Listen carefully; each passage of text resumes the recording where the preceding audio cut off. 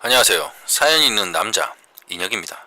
사연이기 때문에 볼륨을 적당히 조절해 주시면 감사하겠습니다. 자, 오늘의 사연. 고지식한 남편, 가부장적인 시댁, 이젠 지겹습니다. 자, 사연 읽기 전에 구독 그리고 좋아요 많이 눌러주시면 감사하겠습니다. 24살부터 쭉 직장 생활을 하다가 아이를 낳고 육아휴직 기간 동안 온종일 집에 갇혀있는 시간이 너무 힘들었습니다.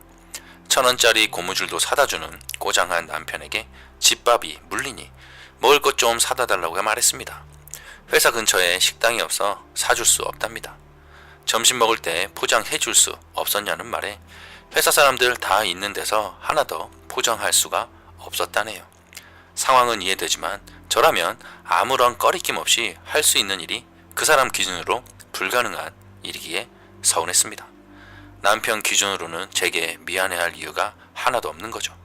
반 억지로 미안할 수 있는 일이라 알려주면서 마음을 좀 다그쳤습니다. 그것도 제가 박박 우겨서 설득시켰거든요. 의미 없는 일인 줄 빨리 알았어야 했는데 뚜벅이 생활을 하니 아무래도 업무 활동 반경에 제약이 생기고 아기도 돌보기 어려워 운전을 좀 해야겠다고 말하니 여자가 운전을? 이라는 뉘앙스로 반응을 했습니다. 한 번은 제 친구들 앞에서도 같은 논리로 말했다가 큰 코 다친 적도 있는 남편입니다. 제 출근길은 대중교통이, 근교는 택시가 제일 편하답니다. 저까지의 운전은 비경제적이라고 합니다. 제가 운전을 못해 다른 사람들한테 폐를 끼치게 될 거라며 길을 확 죽여놓길래 따져서 사과를 받아냈지만 결국 저는 운전대 잡기가 무서워서 포기할 수밖에 없었습니다. 이렇게까지 해서 운전대 잡았다가 사고라도 내면 그 뒤탈이 너무 무서웠거든요. 실제로 결혼 전 1년 동안 차를 몰고 일주일에 한 번 고정적으로 외지 출장까지 다녀왔던 저에게 여자기 때문에 자격 검증하는 남편의 고지식한 성향이 그것에 영향받아 아무것도 할 수 없는 저 자신도 둘 다 싫었습니다. 아무튼 그 결과로 집돌이인 남편이 움직이지 않으면 아무데도 갈 수가 없는 바보가 되었습니다. 저는 아기를 업거나 안아서 힘겹게 가는 아기 병원이며 동네 마트도 본인은 차 몰고 다니는 거 보면 참 기분이 먹같습니다. 무엇보다 그렇게 저한테 강요해 놓고선 막상 우리 회사에 방문할 일이 있으면 그 편한 대중교통이 아닌 자차를 몰고 오는데 정이 떨어진 것도 사실입니다. 한 달 혹은 2달 주기로 2시간 반 거리의 시댁을 방문하는데 갈 때면 늘 허리 한번 못 피고 일했습니다. 농사를 짓는 집이고 아버지가 가부장적인 집안이라 남편들은 부엌에 오지도 못하고 독을 낮추면 멍청한 놈이라고 사람 부릴 줄 모른다고 욕을 먹었습니다.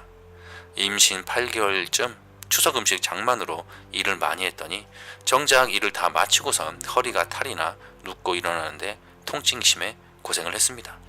친정에 가려면 옷을 갈아입어야 했는데 거동이 불편하니 남편이 제가 누워있는 상태에서 바지 벗는 걸 도와준 적이 있습니다. 속옷만 입고 있는 와중에 큰 아주버님이 불쑥 들어왔습니다. 둘이서 제 앞에서 서서 별스럽지 않은 이야기를 했습니다. 통증 때문에 그 순간에도 일어나서 숨지도 가리지도 못하고 속옷바람에 마네킹처럼 그냥 누워서 치욕스러워서 엉엉 울었습니다. 시댁 식구들 하나같이 제가 예민하답니다. 옛날에는 다 그러고 살았다며 뭐 형님은 못 봤다 몰랐다 합니다. 남편은 제가 속옷 상태에 있는 걸 인지 못했다 합니다. 자기 식구들 앞이라고 불편한 제 감정과 수치심은 무시한 거겠죠. 시 할아버지 제사는 자식들 다 두고 손주 며느리들이 연차 쓰고 와서 음식 장만을 해야 하는데 그것조차 미안함은 1도 없이 당연합니다. 재작년엔 애가 태어난 지 100일이 채 되지 않아서 배려를 좀 받았습니다. 시댁에서 남편만 보내라고 했는데 제가 동행을 했습니다. 육아휴직 중이기도 했고요. 물론 이 선택을 평생 후회합니다.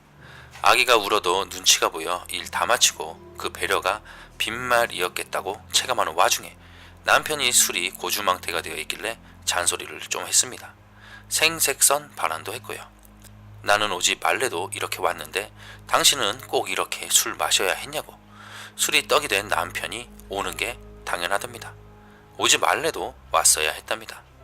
고마울 이유도 고생했다 말할 이유도 없는 일이었는데 저 혼자 뿌듯해하고 잘했다 자위한 거였습니다.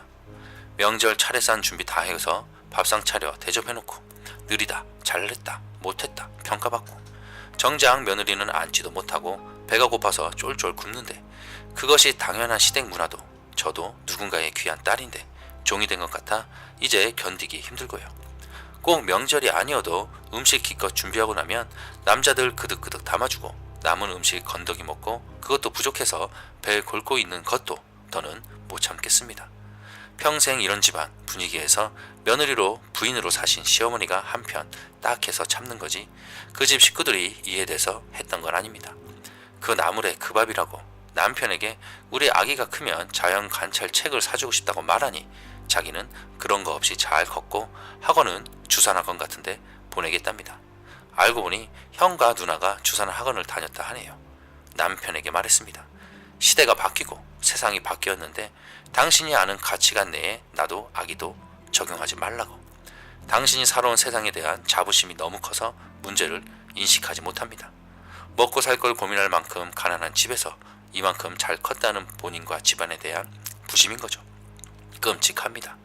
이런 고지식한 집안 환경에서 자라 아닌 척, 멋진 척, 성인 군자인 척 하면서 자기가 알고 있는 세상 속에 꼭 가둘 것만 같습니다.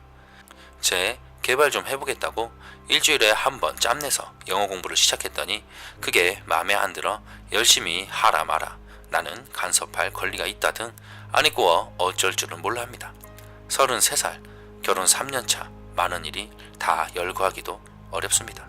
뭐 제가 순진하게 바보 부인 행세를 하진 않았습니다.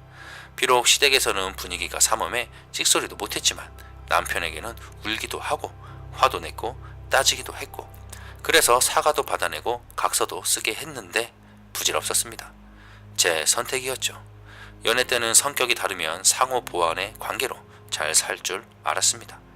결혼을 결심하고 계신 분들께 가치관은 꼭 보고 결혼하라 말해주고 싶습니다. 그리고 돈은 없어도 되나 집안 분위기는 보라는 말씀 꼭 드리고 싶습니다. 하소연 읽어주셔서 감사합니다. 하소연, 고지식한 남편 그리고 가부장적인 시댁. 뭐 약간 좀 시골 지역인가요?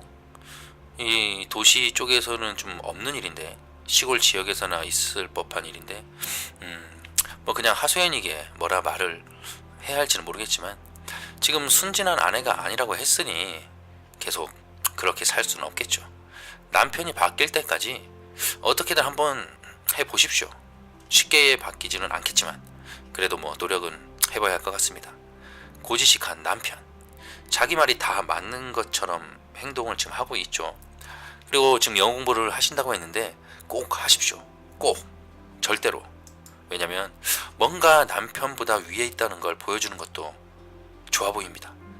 내가 너보다 더 잘해. 네 말이 다 맞는 게 아니야. 약간 이런 식 있잖아요. 진짜 힘들게 살고 계신데 이혼 생각은 안 하시니 위에 노력을 해보는 게 제일 좋을 듯 싶습니다.